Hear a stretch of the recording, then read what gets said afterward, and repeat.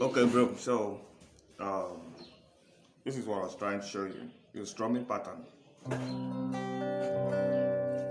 and mostly this chord I showed you, the sus-2 chord, is mostly used when you are playing your worship songs. Okay, in the church worship section, and this is a strumming pattern. Okay, this is a strumming pattern from your fifth string, from your first string. Okay.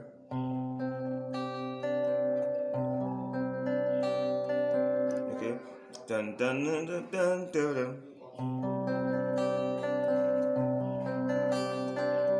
Okay. Dun dun dun dun dun dun. Dun dun dun dun dun dun. La. Dun dun. Okay. This one you start from the sixth note. Okay. To the four chord. Okay. Then do. You are the reason I live. You are the one for me.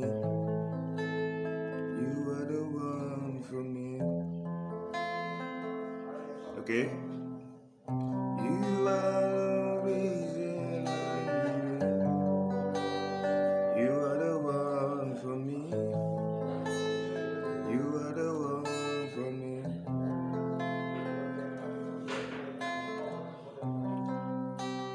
Why should I feel happy? You say, then I know what you mean to me. They don't know